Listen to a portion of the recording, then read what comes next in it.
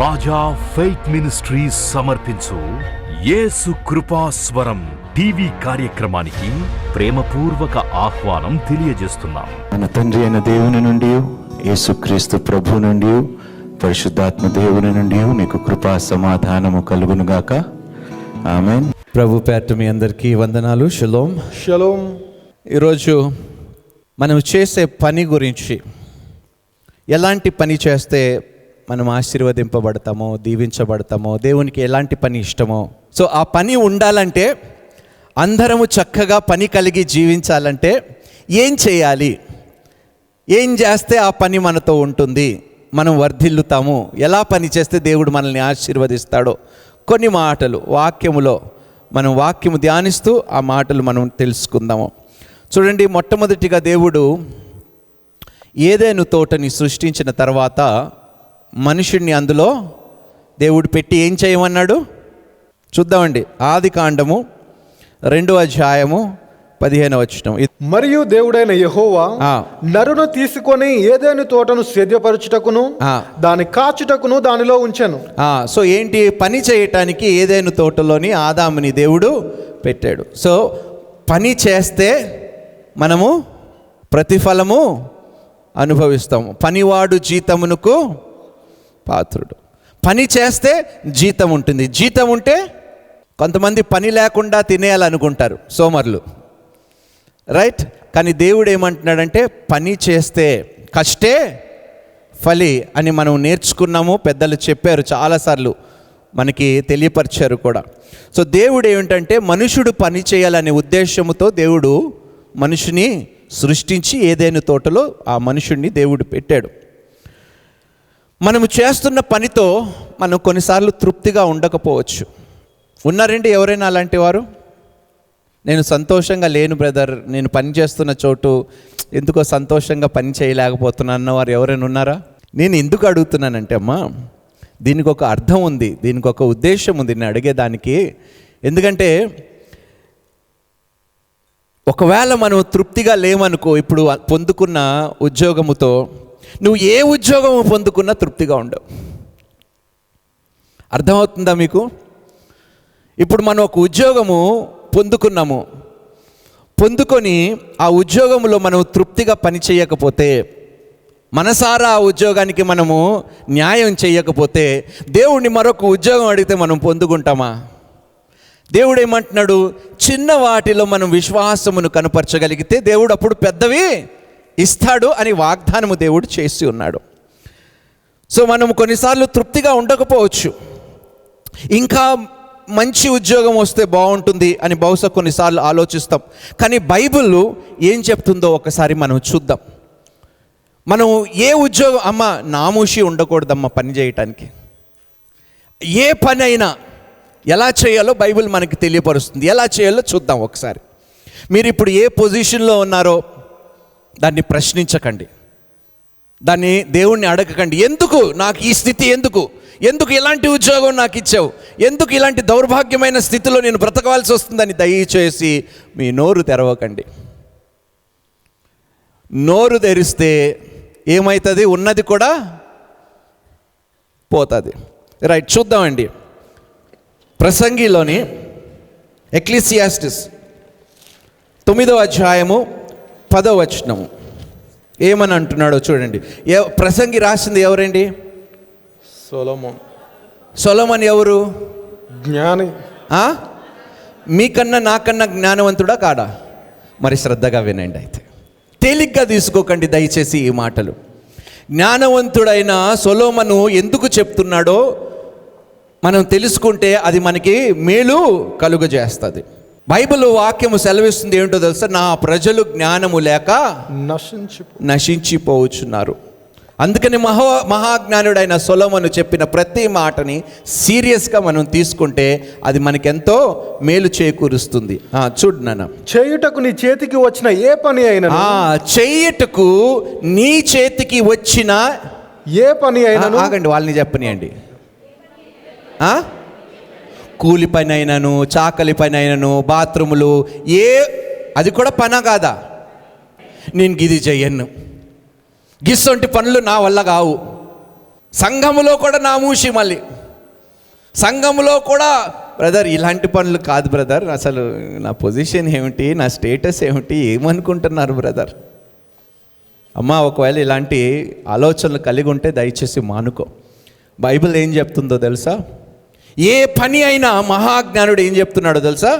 చదువున్నాను. చేయుటకు నీ చేతికి వచ్చిన ఏ పనినైనను, చేయుటకు నీకొచ్చిన ఏ పని అయినను శక్తి లోపము లేకుండా చేయము. శక్తి లోపము, హల్లెలూయా హల్లెలూయా, లోపము లేకుండా చేయమంటున్నాడు. అంటే ఏమిటి లోపము లేకుండా? అంటే సనుగకుండా, ఇంకా ఇబ్బంది పడకుండా, అయిష్టముగా, ఎట్లా చేయమంటున్నాడు? మళ్ళొక్కసారి చివరి వచనం చదువు.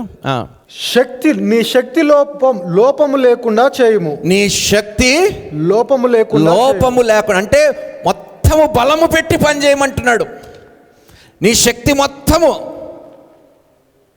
అరే, ఈ పనికి నేను ఇంత కష్టపడాల్సిన అవసరం ఉన్నదా అని కొంతమంది ఉన్నారండి కొంతమంది. అరే, ఈ పనికి నేను ఇంత కష్టపడవలసిన అవసరం ఉందా? ఆఫ్టర్ ఆల్ అనేవారు చాలామంది ఉన్నారండి. ఆఫ్టర్ ఆల్ అన్న వారికి దేవుడు కూడా ఆఫ్టర్ ఆల్ నీకెందుకురా ఈ ఉద్యోగం అని దాన్ని కూడా పీకి పక్కన పెడతాడు దేవుడు. జాగ్రత్తగా ఉండండి. ఏది విత్తుతావో అదే పంటని కోస్తావు. జాగ్రత్తగా ఉండండి.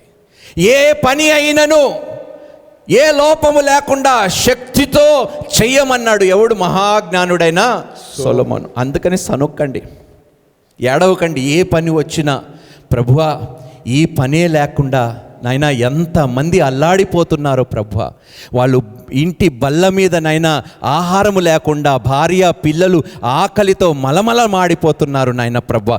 కనీసం నాకైనా ఈ చిన్న ఉద్యోగమైనా ఇచ్చినందుకు ప్రభువా, వాళ్ళు బల్ల మీద అన్నం పెట్టే కృపని నాకు దయచేసినందుకు తండ్రి నీకు స్తోత్రాలు, నీకు కృతజ్ఞతాస్తుతులు చెల్లిస్తున్నాను ప్రభువా.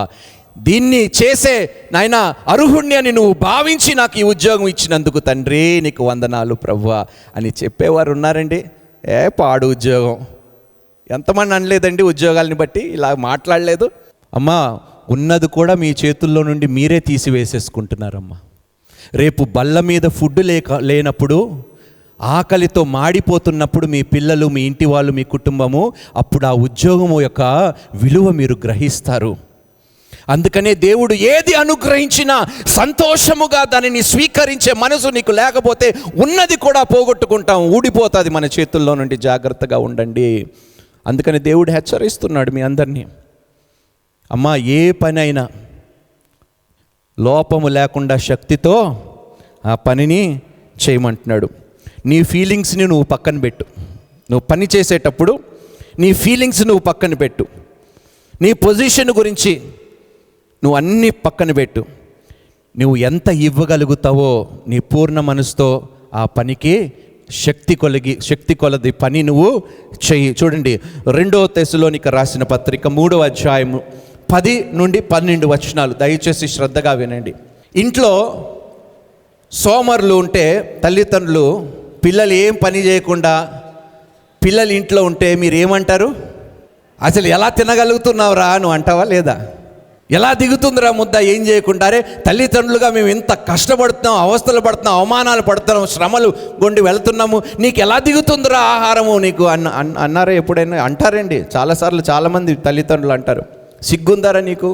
ఇంట్లో ఏం పని చేయకుండా పనికి మాలిన వాడిగా నువ్వు ఇంట్లోని కూర్చొని తింటూ ఉంటే ఏమైనా అర్థం ఉందరా నీ జీవితానికి? బైబిల్ కూడా అదే చెప్తుందండి. అపోస్తులైన పౌలు కూడా హెచ్చరిస్తున్నాడు. చూడండి ఏమంటున్నాడు ఒకసారి లేఖనాల్లో మనం చూద్దామండి. మరియు మేము మీ యొద్ద ఉన్నప్పుడు ఎవడైనను పని చేయనొల్లని ఎడల వాడు భోజనము చేయకూడదని మీకు ఆజ్ఞాపించింది కదా. వాడు తిండి తినటానికి కూడా అర్హుడు కాడు పని చేయకపోతే. అమ్మా, మేపకండమ్మా అనవసరంగా మీ బిడ్డల్ని.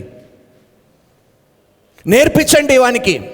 నువ్వు పని చేయకపోతే బైబిల్ ప్రకారం నీకు తిండి కూడా పెట్టకూడదని బైబిల్ సెలవిచ్చింది. నా బిడ్డే, నా కొడుకే అని చెప్పుకుంటూ నెత్తి మీద మోసుకున్నావు అనుకో, ఒకరోజు మీ కొంపలు వాళ్ళే ముంచుతారు. జాగ్రత్తగా ఉండండి. పని చేయకుండా నీ ఇంట్లో ఒకడు ఉన్నాడంటే అమ్మా, అంతకన్నా దరిద్రం ఏమీ లేదమ్మా. అందుకనే నేను పోయినసారి కూడా అన్నాను, పిల్లలకి కూడా నేను చెప్పాను ఎలా పని చేయాలో తెలుసా? ఎలా ఇవ్వాలో తెలుసా, ఎలా ప్రేమించాలో తెలుసా. నా తండ్రి ఇంతిస్తే దానికి మించి తిరిగి నా తండ్రికి ఇవ్వాలనే మనసుతో పనిచేస్తే దేవుడు మిమ్మల్ని బహుగా ఆశీర్వదిస్తాడు. అలాంటి మనసు, అలాంటి హృదయం కలిగి మనం పనిచేస్తే తప్పకుండా మీ ప్రయాసని దేవుడు సఫలీకృతము చేస్తాడు. చూడండి ఏమంటున్నాడు, మీలో కొందరు ఏ పని చేయక, మీలో కొందరు ఏ పని, నా వల్ల ఏమవుతుంది బ్రదర్, ఉన్నారా ఎవరైనా, వయసు అయిపోయింది బ్రదర్, ఈ వయసులో నేను ఏం చేయగలుగుతాను బ్రదర్. అమ్మా, వయసుతో దేవునికి పని లేదు. నువ్వు సిద్ధంగా ఉంటే నీ యొక్క ఏమిటంట శరీరాన్ని తిరిగి దేవుడు యవ్వనముగా మార్చగలుగుతాడంట. దేవునికి స్తోత్రం. మనం ఇందాక చదివాము కదండి, పక్షిరాజు వలె నీ యవ్వనముని నూతన పరుస్తాడు. దేవునికి స్తోత్రము. అందుకనే పనికి మాలిన డైలాగులు చెప్పకండి, సాకులు చెప్పకండి దేవునికి. ఈ వయసులో నేను ఏం చేయగలుగుతాను తండ్రి, ఈ వయసులో ఎవరు చెప్పారో తెలుసా? ఎవరు చెప్పారు? ఒక మహానుభావుడు చెప్పాడు బైబిల్లో, కాలేబు. ఆయన వయసు ఎంతో తెలుసా? యుద్ధానికి వెళ్ళటానికి సిద్ధంగా ఉన్నప్పుడు ఆయన వయసు ఎంతో తెలుసా? 80 సంవత్సరాలు. 80 సంవత్సరాల వయసులో కూడా ఏమన్నాడు తెలుసా? 40 సంవత్సరాల క్రితం ఉన్న బలం ఇంకా నాలో ఉన్నది అని, నేను సిద్ధంగా ఉన్నాను పని చేయటానికి అని కాలేబు బయలుదేరాడు. దేవునికి స్తోత్రం. హల్లెలూయా. ఈరోజు ఉన్నారే జనాలు, మహానుభావులు అందరూ సాకులు చెప్తారు. నా వయసు అయిపోయిందయ్యా, నేను ఏం చేయగలుగుతానయ్యా. నువ్వు ఏం చేయలేవు, కానీ నీలో ఉన్నవాడు ఇహలోకంలో ఉన్నవాడు కన్నా గొప్పవాడు కాబట్టి నీలో నుండి గొప్ప పనులు చేయగలుగుతాడు. దేవునికి స్తోత్రము. చెయ్యనివ్వండి ఆ దేవుణ్ణి. నువ్వెందుకు ఆపేస్తావు దేవుణ్ణి పని చేయకుండా నీ బ్రతుకులో, నీ జీవితంలో పని చేయకుండా? అమ్మ, చచ్చిపోయేదాకా ఏదో ఒక పని చేస్తూనే ఉండాలమ్మా. ఎవ్వరి మీద భారము ఉండకూడదు. మనం ఎవ్వరి మీద భారము వేయకుండా బ్రతకే మనసు మనకు దేవుడు ఇవ్వాలండి. ఎవ్వరి మీద భారం వేయకూడదమ్మా. ఏదో ఒక పని, ఏదో ఒక పని. బయట పని చేయలేవా? సంఘంలో పని చేయండి. బయట పని చేయమంటే వయసు అయిపోతే సంఘంలో కూడా పని చేయం. వయసు అయిపోయిన వాళ్ళు కాదు, యవ్వనస్తులు కూడా బయట పని చేయరంట, సంఘంలో కూడా పని చేయరంట. అందుకని ఏ పని అయినా కూడా ఎలా చేయమన్నాడు మహాజ్ఞానుడైన సొలొమోను? శక్తి లోపము లేకుండా. శక్తి లోపము లేకుండా. చదువునా? మీలో కొందరు ఏ పని చేయక పరుల జోలికి పోవచ్చు అక్రమంగా నడుచుకొనిచున్నారని వినుచున్నాము. అట్టి వారు నెమ్మదిగా పని చేయొచ్చు, సొంతంగా సంపాదించుకుని ఆహారము భుజింపవలనని మన ప్రభు అయిన యేసుక్రీస్తు పేరిట వారిని ఆజ్ఞాపూర్వకంగా హెచ్చరించుచున్నాము. హెచ్చరిస్తున్నాడు. దేవునికి స్తోత్రము. సైలెంట్గా మీ పని మీరు చేసుకోండి. పక్కన వాళ్ళ జోలికి ఎందుకు వెళ్తారు? ఎవడి పని వాడు చేయుడు. అదే వచ్చిన ప్రాబ్లము. వాడేం చేస్తున్నాడు, వీడేం చేస్తున్నాడు, కానీ నువ్వేం చేస్తున్నావు అనే విషయం నువ్వు మర్చిపోతావు. ఇతరుల పని గురించి నీకు ఎక్కువ ధ్యాస ఉంటుంది. అవన్నీ విడిచిపెట్టి, తండ్రి నువ్వు నాకు ఈ మంచి పనిని ఇచ్చావు. అమ్మా, నీ పనిని నువ్వు మంచిగా ఎంచకపోతే ఆ పని నీకు దీవెన. మీరు ఏ పని అయినా మనస్ఫూర్తిగా చేయకపోతే మిమ్మల్ని మీరే మోసపరుచుకుంటున్నారు. మిమ్మల్ని మీరే మోసపరుచుకుంటున్నారు. జాగ్రత్తగా ఉండండి. బైబిల్ ఒక మాట సెలవిస్తుంది, చూద్దామండి. సామెతలు 14వ అధ్యాయము 23వ వచనము. కొంతమంది మాట్లాడే పెదాలు కన్నా సహాయము చేసే, అంటే మాటలు తక్కువ, చేతలు ఎక్కువ ఉండాలన్నమాట. పని ఎక్కువ ఉండాలి. ఈరోజు మాట్లాడతారు చూడండి, అబ్బా, పని మాత్రం ఏవి చేయరు. ఏ కష్టము చేసినను లాభమే కలుగును. ఏ కష్టమైన పని చేసినా కూడా లాభమే కలుగుతుందంట. దేవునికి స్తోత్రము. ఏ పని కష్టపడి చేస్తే ఏం కలుగుతుందంట? లాభము. చేద్దామండి. లోకములో పని, సంఘములో పని కష్టపడి చేస్తే అది లాభాన్నే చేకూరుస్తుంది. వట్టి మాటలు లేమిడికి కారణములు. వట్టి మాటలు వలన ఏమిటో తెలుసా? పేదవాడుగా మిగిలిపోతాడంట వాడు. మాట్లాడేవాడు ఎన్నడూ విజయాన్ని సాధించలేడు. వట్టి మాటలు మాట్లాడేవాడి దగ్గర జేబులో ఏముంటుంది? ఏముండదండి. మాటలు మాట్లాడేవాడి దగ్గర ఏముండదు. కష్టపడి పని చేసేవాడి దగ్గరే అన్నీ ఉంటాయి. అందుకని పని చేద్దామండి. ఏ పనైనా కష్టపడదామండి. ఇష్టములైనైనా ఇష్టంగా పనిచేసే మనం దీవెనలు పొందుకుందాం. 1 కొరింథీయులకు రాసిన పత్రిక 10వ అధ్యాయము 31వ వచనము. కాబట్టి మీరు భోజనము చేసినను పానము చేసినను మీరేమి చేసినను సమస్తమును దేవుని మహిమ కొరకు చేయుడి. ఏం చేస్తాయంట? భోజనము చేస్తే పానము సమస్తము. నీకోసం ఎంత కష్టపడ్డానో తెలుసా? భర్తలు చెప్పటం మానేయండి. స్త్రీలు, నేను ఈ ఇంట్లో లేకపోతే ఈ ఇల్లు ఎలా ఉండేదో తెలుసా? అమ్మా, పనికిరాని మాటలు పక్కన పెట్టేయండి అమ్మా. నిన్ను స్త్రీగా దేవుడు పెట్టాడంటే ఒక కారణంతో పెట్టాడు, లేకపోతే పురుషుడిగానే దేవుడు నేను సృష్టించేవాడు. నువ్వు ఆ పని చెయ్యగలుగుతావు కాబట్టి, కుటుంబాన్ని పోషించగలుగుతావు కాబట్టి, చక్కగా ఇల్లుని చక్కబెట్టగలుగుతావు కాబట్టి, ఆ స్తోమత నీలో ఉంది కాబట్టి మళ్ళీ ఏడుపు, మళ్ళీ సనుగుడు. నువ్వు మగవాడిగా దేవుడు ఎందుకు నిన్ను పెట్టాడు? బయటికి వెళ్ళి పనిచేసి నీ కుటుంబాన్ని పోషించి బల్ల మీద రొట్టె ఉండేలాగా దేవుడు నీకు స్తోమతని, శక్తిని, బలాన్ని ఇచ్చాడు. అది దేవుని కోసము చేయకుండా ఒకరు చెప్పుకోవటం, నేనే లేకపోతే నీ లైఫ్ లేదు, నేనే లేకపోతే నీ ఏమిటండి ఈ మాటలు? అందుకనే ఉన్న పని కూడా దేవుడు, అరే వీళ్ళు ఎంత విశ్వాసులో చూడండి, ఎంత అల్ప విశ్వాసులో చూడండి. వీళ్ళకి పని ఇచ్చినా కూడా సంతోషంగా లేకుండా వాళ్ళే మళ్ళీ ఘనతను, నేను లేకపోతే నీకు లేదు, నేను లేకపోతే ఇది లేదు. అమ్మా, జాగ్రత్తగా రానియండి. ఏది విత్తుతామో బైబిల్ వాక్యము సెలవిస్తుంది ఏంటో తెలుసా? నీ మాటను బట్టియే నీవు నీతిమంతుడు అని తీర్పు నొందుదువు, నీ మాటను బట్టియే అపరాధివని తీర్పు నొందుదువు. జాగ్రత్తగా ఉండండి, ఏం లెక్క ఇస్తారో దేవునికి. తల్లిగా దేవుడు నీకు ఒక పని ఇచ్చాడా? చక్కగా చేయి. తండ్రిగా దేవుడు నీకు ఒక పని ఇచ్చాడా? సొనుగకుండా చేయి. కొంతమంది ఉంటారండి, పిల్లల్ని పోషించటానికి అబ్బో ఏదో వాళ్ళు పోషించేస్తున్నట్టు పిల్లల్ని, చిచ్చి ఇలాంటి వాళ్ళని నేను కన్నందుకు అంటారు మళ్ళీ. అమ్మా, దేవుడు ఏమంటున్నాడు? చాలా సింపుల్గా అంటున్నాడు, ఏమి తిన్నా, ఏది పుచ్చుకున్నా, ఏ పానము తీసుకున్నా అది ఎవరి కోసం చేస్తున్నట్టు చేయాలంట? దేవుని మహిమ కొరకు. దేవుని మహిమ కొరకు. ఈరోజు భార్యగా, తల్లిగా నువ్వు చేయవలసిన పని దేవుని కోసము చెయ్యటము లేదు కాబట్టి నీ ఇంటిలో సమాధానము లేదు, నీ వివాహములో సమాధానము లేదు. భర్త చేయవలసిన పని చెయ్యకుండా సనుగుతున్నాడు కాబట్టి సమాధానము లేదు, ఉద్యోగములో సమాధానము లేదు, ఫైనాన్షియల్ విషయంలో సమాధానము లేదు. ఎందుకో తెలుసా? దేవుని కోసము చేస్తున్నామనే విషయము మర్చిపోయి, నేనే లేకపోతే ఈ ఇల్లే లేదు, ఈ కుటుంబం లేదు ఇంకా అని ఫీలింగ్తో పని చేస్తున్నారు కాబట్టి ఉన్నది కూడా మనం చేతులారా పోగొట్టుకుంటున్నాము. జాగ్రత్తగా ఉండండి అమ్మా. చాలా కుయుక్తు కలిగిన వాడు దుర్మార్గుడు సైతానుడు. పిచ్చి ఆలోచనలు, మాటలు, నీ నోటి మాటల ద్వారానే నేను అపరాధిగా దేవుని ముందు నిలబెట్టే పనిలోనే ఉన్నాడు వాడు. జాగ్రత్తగా ఉండండి, జాగ్రత్తగా ఉండండి. నీ పనిని నువ్వు తిట్టుకునేలాగా చేసే వరకు వాడు సంతోషించడు. ఎందుకో తెలుసా? ఆ పని నీకు పోవాలి. ఆ పని పోతే తిండి ఉండదు, ఏముండదు, సంతోషం ఉండదు, సమాధానం ఉండదు, భార్య విడిచిపెట్టి వెళ్ళిపోతుంది.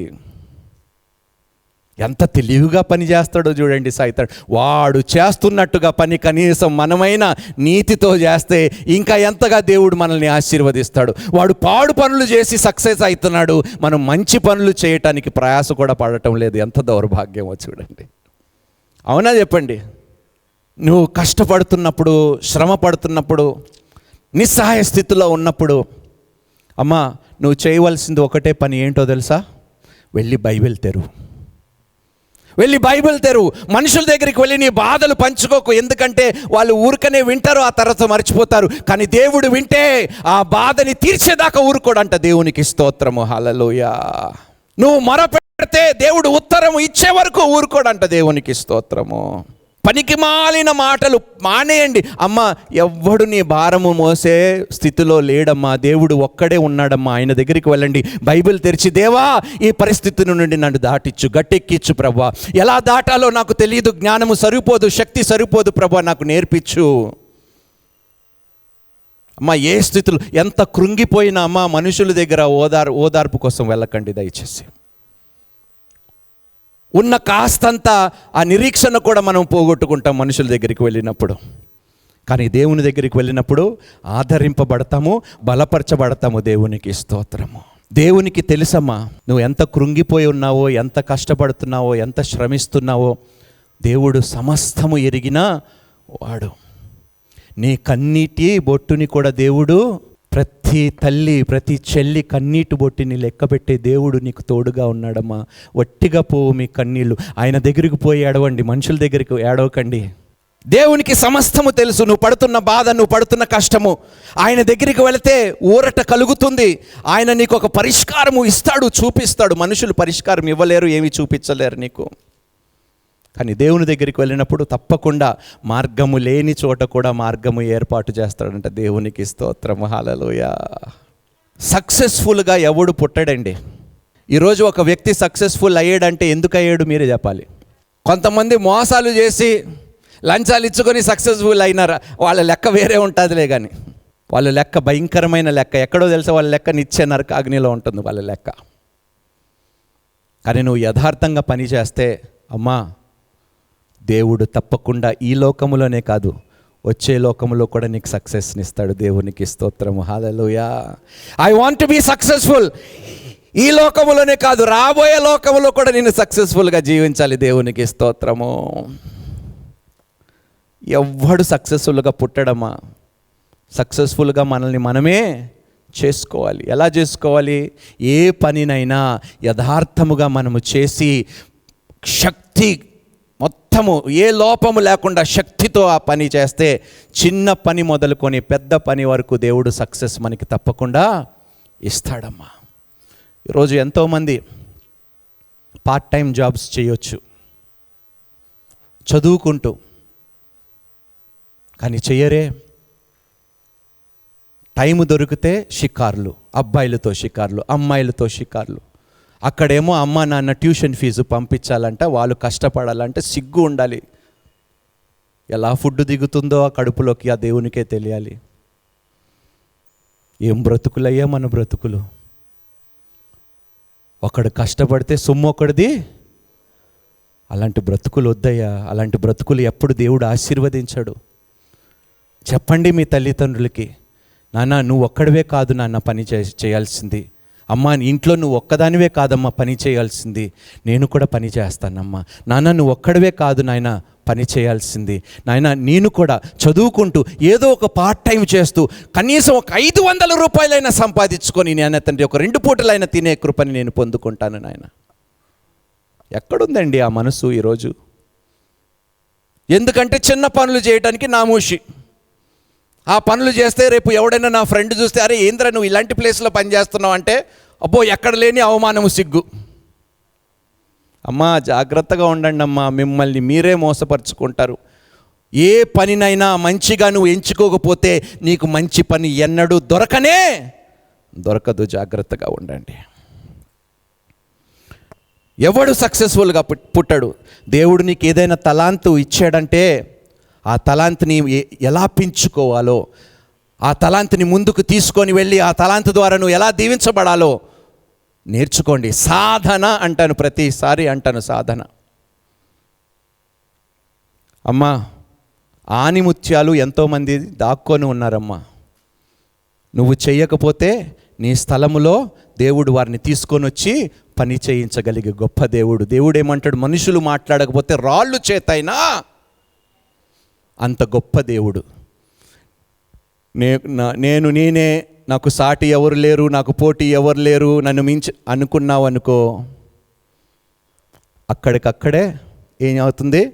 నీ దుకాణము దేవునికి స్తోత్రము. సామెతలు 22వ అధ్యాయము 29వ వచనము. చక్కటి మాట లేఖనాల్లో నాకు చాలా ఇష్టమైన వచనం. తన పనిలో నిపుణత గలవారిని చూచితివా? తన పనిలో నిపుణత కలిగిన వానిని చూచితివా? అల్పులైన వారి ఎదుట కాదు, అల్పులైన వారి ఎదుట. నిపుణ కలిగిన వాడు అల్పుల ముందు నిలబడంట. ఎవడు ముందు నిలబడతాడంట? వాడు రాజుల ఎదుటనే నిలుచు. హల్లెలూయా, హల్లెలూయా. యేసు క్రీస్తు ప్రభు ఏ పని చేశాడు? వడ్రంగి పని చేశాడు. మీరు చేయటానికి నామోషి చిన్న పనులు, మీ పిల్లలకి నేర్పించడానికి. ఈరోజు ఎందుకు అప్పులు పాలు దరిద్రతలో బ్రతుకుతున్నామంటే అందరికీ పైవే కావాలంట, చిన్న వద్దంట. అరే చిన్న పనులు చిన్న వయసులో నుండి నేర్పించండి, ఏదో ఒక విధంగా దేవుడు ఆ పనిని ఆశీర్వదిస్తాడు. వద్దంట. స్కిల్స్ అస్సలు పట్టించుకోవటం లేదు తల్లిదండ్రులు ఈరోజు. అన్నీ రావాలి, అన్ని విధాలుగా ప్రయోజకురాలుగా పెంచండి మీ బిడ్డల్ని. పంపించండి చిన్న చిన్న పనులకి, చిన్న వయసు నుండి నేర్పించండి అమ్మా. ఏదో ఒక పని ద్వారా దేవుడు వాళ్ళని ఆశీర్వదిస్తాడు. కొంతమంది ఉన్నారు, గవర్నమెంట్ జాబే కావాలి, వేరే జాబులు అంటే నామూషి కదా. అమ్మా ఆలోచన తీసేయండి అమ్మా దయచేసి. మీ క్షేమము కోసమే, మీ అన్నగా, మీ సహోదరుడుగా చెప్తున్నానమ్మా. తండ్రి, ఏ పని ఇచ్చినా ప్రభువా సంతోషముతో చేసే మనసును నాకు దయచేస్తే అదే నాకు ఆశీర్వాదము తండ్రి అని దేవుని దగ్గరికి వెళ్ళండి. మీరు అడిగిన దానికన్నా, ఊహించిన దానికన్నా అత్యధికమైన మేలు చేసే పని దేవుడు మీకు ఇస్తాడు. దేవునికి స్తోత్రము. ముందు దేవుడు మన మనసుని పరీక్షిస్తాడు.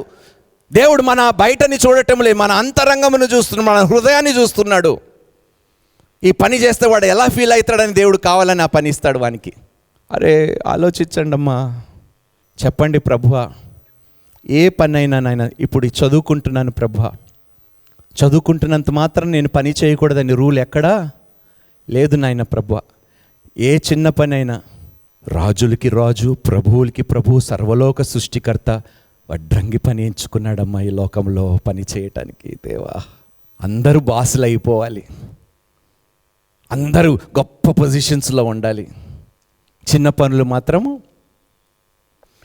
ఈ ఆలోచన ఎప్పుడైతే నీలో మారుతుందో దేవుడు నీకు గొప్ప పనులు ఇస్తాడు చేయటానికి. దేవునికి స్తోత్రము. దైవజనులు బోధించిన మరిన్ని ప్రసంగాలను విని ఆత్మీయంగా బలపడాలని ఆశ కలిగిన వారు Raja faith ministries YouTube, Raja faith ministries Facebook, Raja Hebel Instagram, Raja Hebel RFM Twitter subscribe చేయండి, లైక్ చేయండి, కామెంట్ చేయండి, షేర్ చేయండి, ఫాలో అవ్వండి.